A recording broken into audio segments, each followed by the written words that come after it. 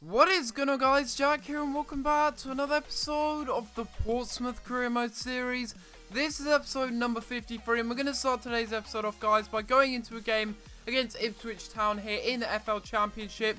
But before we get into anything, guys, I want to thank you guys for all the support that you did leave on the last episode. We managed to get over 50 likes, and if we do the same on this video, guys, that would be greatly appreciated, as it does show me that you are enjoying this series and you do want it to continue. But we are going into things here, and one thing that I do want to address quickly is the hashtag change career mode. Now, a lot of you have been asking, why haven't you done a video on it? Where is your video on the hashtag change career mode movement? That doesn't mean that I'm not for it, that I haven't done a video. I will explain why I haven't done a video on it in a couple of moments time. But you can see there by the league table, we're currently sitting in first. Crystal Palace, Burnley and Nottingham Forest, however, are really not far behind us. So getting a result in this match against Ipswich, who are currently in 22nd place in the league, was pretty vital, I have to admit. We were going with a pretty strong side ourselves, although I did have to pick a few players that I wouldn't normally choose due to fitness reasons. And the first chance in the game did come here as Bigger Romana tried to shoot from outside the box, but it was a simple save really by the goalkeeper. But yeah, a lot of you guys have been wondering, why have I not done a hashtag change career mode video? And basically, I haven't actually been at my computer for about 5 days now, I think it is. I haven't actually done any videos for 5 days. I haven't done any commentaries for 5 days. I've had pre-uploaded videos which I've just uploaded on a certain date. I've actually been away from my computer, so even if I wanted to do one, I wouldn't have been able to, because I have actually been away, and that was the reason why I actually didn't do a video. I would have loved to have done one, because I'm all for the hashtag change career mode movement. I feel it's very, very important, because career mode, it has been the same for the past, I'd say for the past 3 years or so. I mean, FIFA 12, I didn't really play too much of that. FIFA 13 and FIFA 14, well, FIFA 14 was a little bit different, but I have to say, this game is starting to feel very similar, especially when goals like that go into FIFA 14. It just seems very, very similar, and I'm starting to think maybe it is time for career mode to actually have some sort of changes, as opposed to just every little tweak every little year, and you know, just incentives, more incentives to play career mode, because otherwise it's just going to be the same thing next year and the same thing the year after. We've got to make sure that we get the message out to EA and make sure that they actually understand that we do want to see a change in career mode. We do want to see this game being developed and this game mode improving as a whole. But I hope it does happen, and to any of you that have done videos on it, well done, because it's going to help a lot, and hopefully it will help come FIFA 16 and we will see an improvement on the actual game mode itself. But that's all I wanted to actually say about it. I didn't want to go on too much about it, but I didn't actually get round to doing a video, which is a little bit of a shame. I did miss out this time round on making a video, you know, as did the rest of the community. They did make a video. I would have liked to have made one, but as you know, I've been away, so it's been a little bit difficult. Even if I wanted to make one, I wouldn't have actually been able to. But anyway, you can see in that game, we did actually pick up a 1-1 draw, thanks to Ross Wild heading home just before half-time. We got an equaliser in that match, and it did end 1-1 in the end, which I guess is a decent enough result. But really, in the title chase that we are in, it's very tight at the top of the table, and I was hoping that we would actually do a little bit better in that match.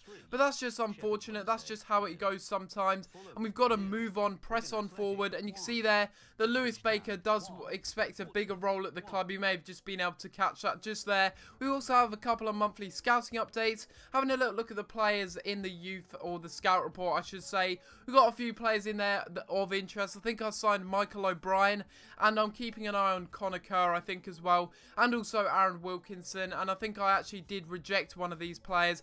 Actually, I did actually sign a couple of them, so yeah, I did sign a couple of them to the youth academy, and we'll wait and see how they do improve in the youth academy. Whether they turn out to be the players that I think they will be, it's highly unlikely. You know, a youth player really does come round once in a blue moon, I should say. You don't really get too many good youth players, and that is something that is a little bit frustrating. I can't actually afford a decent enough scouter at the moment so that I can get good enough youth players. I mean, I've got Prosperi, I've of course got Ross Wild, who actually picked up a point for us in that previous match, and he's actually been a pretty decent CDM, I have to admit. a really, really good one indeed. You can see there that we are coming up against Wigan Athletic for the next game of today's episode. But I have to say, the youth players, they are pretty good this year. The only problem that I am finding with them, even though I have signed a couple of them before May, they're not growing in any of their physical stats, and that is a real bummer because a lot of these players, they're very, very good technically, but their physical stats, they're just not on point, and it's very frustrating because they could be really, really good all-round players, but in the end, they just don't turn out to be good players as we score the first goal of the game there. And it is with Jordan Ibe actually. I wasn't actually sure who that was. I thought it might have been Bigger Romana for a second. But it is Jordan Ibe coming in from that left midfield position. And he has just done so well this season. He's a really good player, influential player in the side. When he's not in the side, I really do notice a massive gap on that left midfield position.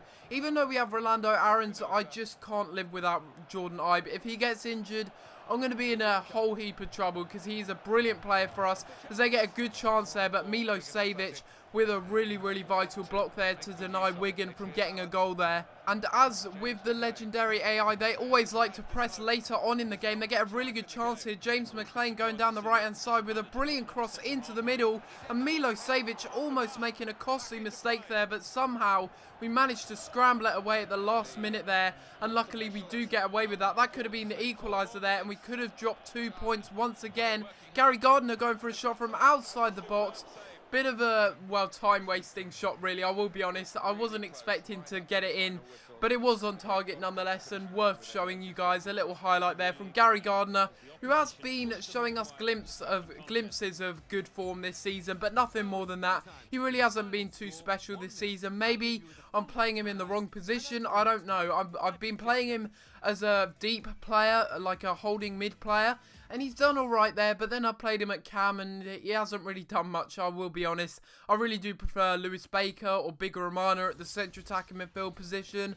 He really hasn't done much, and that is a shame. We have a little look at the squad report here, as it is the first of the month. We've got a few players that are starting to grow, and as always, if you do want to see any players that have started to grow, of course feel free to pause the video and take a little look at their stats and attributes that they have grown in. We have a lot of players that are growing. Unfortunately, Nathan Redmond isn't growing, and it's the same with Gary Gardner. We already knew that Gary Gardner wasn't growing from previous squad reports, but it is a shame to see that Nathan Redmond is glitched. I don't know how I'm going to be able to fix that, I will be honest, because he's now over 21 years old, which is a little bit of a shame, but maybe there is a way to fix it. You guys let me know down in the comments below.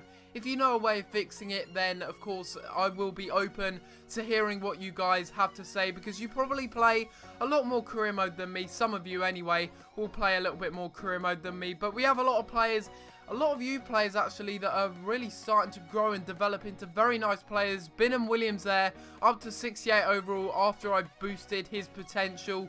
But one thing that I have noticed in the squad that we do have a surplus of, and that is centre-backs. I have a ridiculous amount of centre-backs in the squad, and a lot of them will actually be moving on in the summer because I just can't accommodate them anymore. There are just too many players, they're not getting any game time, so what's the point in even having them here? I mean, half the games that I play, they're either being started by either Watmer, Blackett or Milosevic. It's as simple as that. Romagnoli isn't good enough, I've already told you guys that, and I just don't want to play him anymore. I want to be selling him in the summer. I tried to sell him in January, couldn't do that, and I am also probably going to be selling Yoon Young-sun. Although he is a really good looking centre-back, I just don't really like the way he plays. Pushes up the pitch a little bit too much for my liking, and I do like my centre-backs to kind of stay back when attacking, and that really is a bit frustrating when you've got a centre-back pushing up the pitch. Even when I've got instructions on him, he still pushes up the pitch. I have no idea why, but regardless, it's not just Yoon Young-sun that I am looking to send away from the club. There's a lot of Deadwood players and just players in general that are of some value that aren't getting any game time at the club, so why not just sell them in the summer and just get some profit from them? Because seriously, if they're not going to get any game time, what's the point in even having them here? They're just squad players that will play maybe one match a season, maybe even 2 matches, you know. They're not going to be players that are playing too much, and I can then incorporate more youth players into the side, which you guys do probably prefer, me putting in a few more youth players from the youth academy. I do want to play with more youth players, and that is what I'm going to try and aim for in the summer. if we do get promoted to the Premier League, that is. It's looking likely that we will, but, you know, you can't really jinx it, can you? You've got to touch wood that we will get promoted. It's very tight at the moment as we get a really good chance here in this game against Watford. Dele Alli going through on goal, but unfortunately it's saved by Aurelio Gomez in the goal. That was a really good chance to Ali, and had that have been maybe one of our strikers, you know, Maxwell Cornet, maybe Berahino, that probably would have been a goal to make it 1-0 there, but we get a good chance with Berahino, the man that I was just talking about here, just waiting for someone to make a run into the box, and that is Dele Alli who goes for the header, but again it just went over the bar, and another good chance goes begging for Dele Alli in this situation. It looked like it actually took a deflection off the Watford defender, but maybe it didn't. Maybe that's just me. I thought it did anyway. I thought it should have been a corner. But regardless, we move on into the 53rd minute here as they get a good chance. Watford themselves. Anya going down this right-hand side and swinging in across. And that is a good save and a good header by Troy Deeney there. The Watford striker with a really good header, but it's a good save again by Tom Heaton. Inspiring form this season. He is such a good goalkeeper, and again another crucial save there, this time from Anya's shot, and a really good save again from Tom Heaton. I'm definitely not ever selling this goalkeeper.